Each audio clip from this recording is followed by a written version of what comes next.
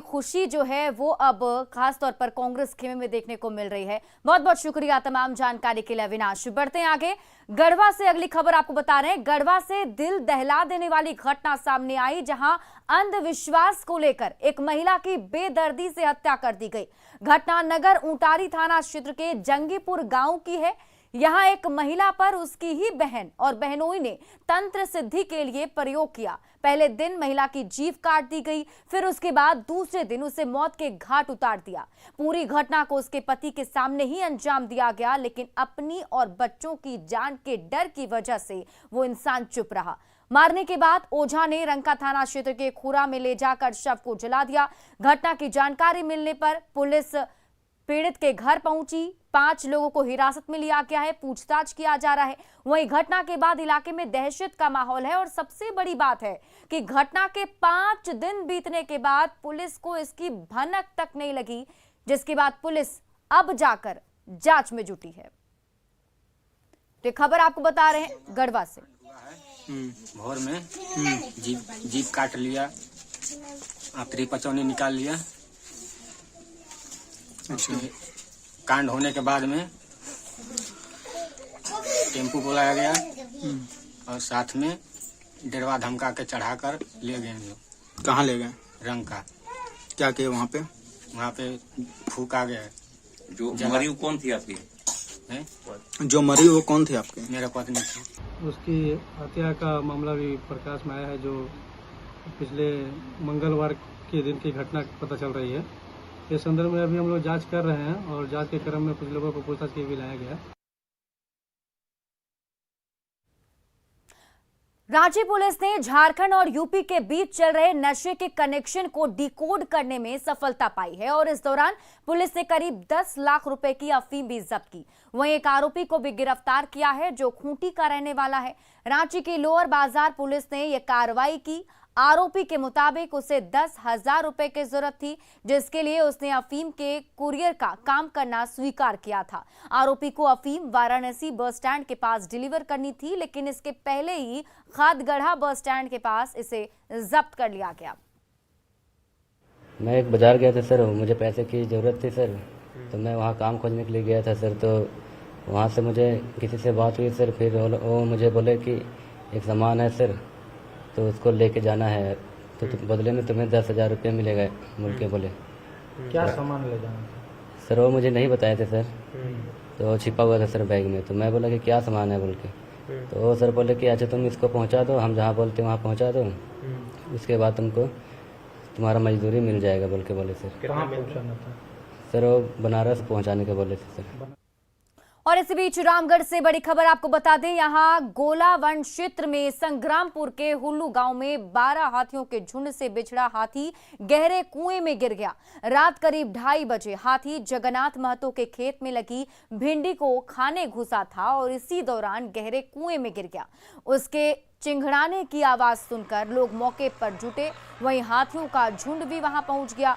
लोगों ने वन विभाग को इसकी जानकारी दी, जिसके बाद वन विभाग ने 3 घंटे की कड़ी मेहनत के बाद जेसीबी के जरिए हाथी को सकुशल बाहर निकाल लिया। मौके पर हजारों की भीड़ जुटी रही। वहीं बाद में हाथी भगाओ दल के लोगों ने हाथियों को पास के जंगल की ओर खदेड़ दिया। आपको बता दें कि गोला इलाके में 2 झुंड में कुल 25 हाथी गांव-गांव में घूम-घूमकर उत्पात मचा रहे हैं। वहीं इस झुंड से बिछड़ा एक हाथी रजरप्पा के भुचुंगडीह इलाके में दहशत मचाया हुआ है। लोगों ने हाथियों के उत्पात से मुक्ति दिलाने की मांग की है।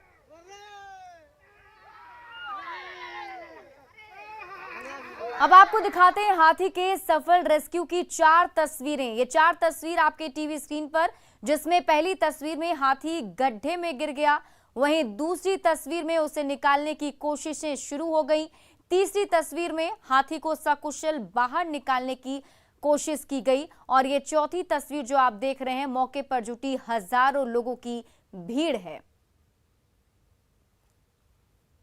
खबर जमशेदपुर से, जहां योजनाओं की जांच के दौरान लोकपाल और मनोहरपुर बीडीओ लकड़ी पुल से नदी में गिर गए। दरअसल मनोहरपुर प्रखंड के डिम्बुली पंचायत में मनरेगा योजनाओं की जांच करने दोनों अधिकारी गए थे। इसी दौरान जारिका टोला के पास नाला पर वर्षों पुराने लकड़ी के बने पुल से अनियंत्रित होकर लगभग 10 फुट नीचे गड्ढे में गिर गए। घटना में लोकपाल और बीडीओ दोनों ही जख्मी हो गए। प्रखंड कर्मियों ने दोनों को अस्पताल पहुंचाया, जहां प्राथमिक इलाज के बाद दोनों को छुट्टी दे दी गई। अब बीडीओ ने कहा कि जल्द ही ग्राम सभा कर जारिका टोला में पुलिया निर्माण के लिए कार्रवाई की जाएगी।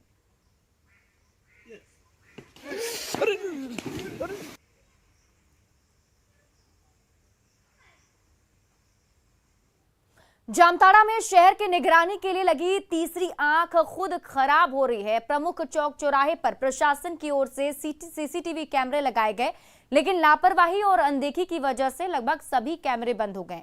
ऐसे में ना तो इन कैमरों से मुख्य चौक चौराहों की निगरानी हो पा रही है और ना ही आपराधिक वारदातों पर लगाम लग पा रहा है। इससे शहर की सुरक्षा व्यवस्था पर खराब असर पड़ रहा है। लोगों का मानना है कि अगर सीसीटीवी कैमरे ठीक रहते तो क्राइम करने वालों पर भी नजर रहती, साथ ही प्रशासन को भी उनसे निपटने में मदद मिल सकती थी। कई बार स्थानीय समाज सेवियों ने सीसीटीवी कैमरों की मरम्मत को लेकर प्रशासन से मांग की, लेकिन कोई पहल नहीं हुआ। इधर एसडीपीओ ने जल्द ही इन कैमरों को दुरुस्त करने के लिए प्रशासन को पत्र लिखने की बात कही है। अगर हमारे चौक चौराहे पे, शहर के अंदर चौक चौराहे पे तो 3-4 ही चौक चौराहा मेन है, जहाँ पे बहुत जरूरी है, जहाँ मतलब इस क्षेत्र से जो लोग भाग रहे हैं पैसा लूटकर या कुछ क्राइम करके, तो वहाँ देखा जा सकता है, उनको पकड़ा जा सकता है। लोग इस स्थिति तक रहते हैं कि हम पहचान लेंगे, लेकिन वो पहचानेंगे कहाँ? जब कैमरे की व्यवस्था होगी तभी ना। उससे सीसीटीवी रहने से क्या होता है ना कि सब पर नजर बनी रहती है। सीसीटीवी कहीं न कहीं प्रशासन की एक आंख होती है, लेकिन जामताड़ा जिला प्रशासन की ये बहुत ही घटिया मानसिकता का भी परिचय कह सकते हैं कि सरकार के पास इतना सब कुछ होने के बाद भी इस तरह से उदासीन रवैया है जिला प्रशासन। प्रमुख चौराहा हो गया, जैसे सुभाष चौक हो गया, इंदिरा चौक हो गया, या अन्य जो इम्पोर्टेंट जगह है, बैंक जहाँ है, बाजार हो गया, उन सबों जगहों को हम लोग चिन्हित कर लिए हैं और उन सबों जगहों पर हम लोग सीसीटीवी कैमरा लगाने के लिए उचित माध्यम से जिला प्रशासन को हम लोग चिट्ठी लिख रहे हैं, अवगत भी कराए हैं मौखिक रूप से, और इस संदर्भ में हम लोग चिट्ठी भी दे रहे हैं, जिसपे लगता है कि जल्द से जल्द कार्रवाई की जाएगी। लोहरदगा में बारिश का मौसम आते ही जगह जगह पर जलजमाव से परेशानी बढ़ती जा रही है। शहरी क्षेत्र के बसार टोली वार्ड नंबर 21 में लोग हल्की बारिश में हो रहे जलजमाव से परेशान हैं। नाली की व्यवस्था नहीं होने की वजह से घरों में पानी घुस जाता है, वहीं सड़क पर पानी जमा होने से लोग घरों में बंधक बन जाते हैं। लोगों ने जलजमाव से मुक्ति दिलाने के लिए नगर परिषद से लेकर डीसी ऑफिस तक गुहार लगाई है, लेकिन समस्या से छुटकारा नहीं मिल पा रहा है। ऐसे में परेशान लोगों ने जल्द ही नाला निर्माण की मांग उठाई है।